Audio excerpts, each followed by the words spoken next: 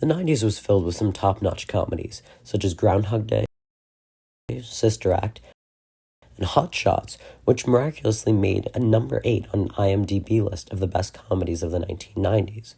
But my favorite would have to be Mrs. Doubtfire. Robin Williams is by far my favorite comedian of all time, and I regard this as one of his best performances. Comedy is a broad genre, but in general, its ideological function is to use techniques such as recognition and deviation from expectations to induce laughter. This is often done through narrative, characters, and jokes. In film, comedy often provides a different point of view to a fairly familiar situation. Now, what makes Mrs. Doubtfire such a great comedy? It is full of recognition and characters. That's kind of Robin Williams' whole thing. I have need of your attention.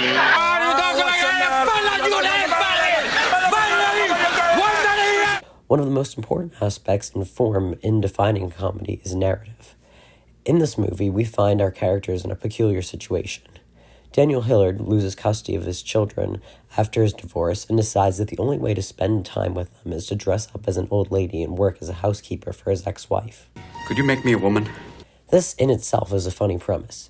True comedies, not a comedy combined with any other genre, are almost guaranteed to have one. A grown man who believes he's an elf goes to meet his father, a valley girl starts attending an Ivy League school, a president look-alike suddenly becomes the president. These are all examples of a more specific genre within a comedy, the fool triumphant, is when a person of whom little is expected proves their worth. Another quality of many comedies is dramatic irony. In Mrs. Doubtfire, we know that Daniel is actually Mrs. Doubtfire, but most of the characters do not. The audience can laugh at moments like this. Well, tell me, dear, what was so horrible about this man you lived with for 14 years? Well, at first, nothing. He was so romantic, so passionate. Really? Well, he sounds like an absolute stud, dear. Oh, I hope you don't mind me being a tad rude, but how was he? On a scale of 1 to 10. Oh, well, that part was always okay. Just okay. Or this. She says that Daniel has some woman living with him, pretending to be his sister. Oh! I told her he doesn't even have a sister. Oh, Mrs. Sumner's probably mistaken. Oh, she's a social worker, dear, really. And besides, how could he replace you?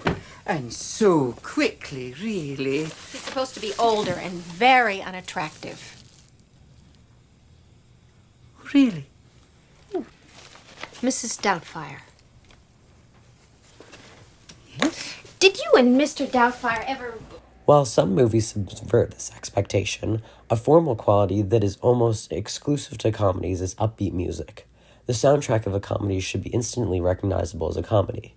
It is a trope in comedy to have this kind of montage when someone is going through a transformation in their routine.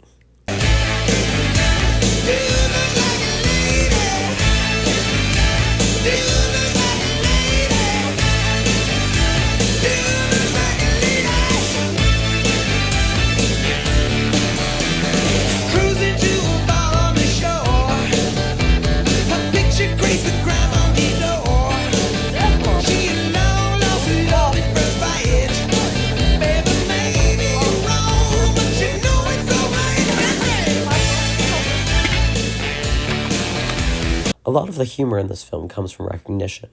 It is established in the first scene that Daniel is a talented voice actor, and his proclivity for character work is a motif throughout. Piss off, Lou. We're happy to be in America. Don't ask for a green card. Yeah, my name is Ilse Immelmann, and I want to know how many children do you have? I have 2 girls and a boy. Oh, a boy. I don't work with the males, because I used to be one. Some of the humor comes from wordplay and innuendos, too. My first day as a woman, I'm getting hot flashes.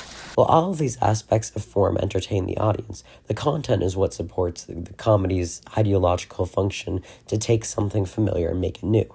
Divorce is familiar. Parents loving their children is familiar. And these are not funny topics. But showing your ability to be a stable father while dressed like this is what makes the movie funny.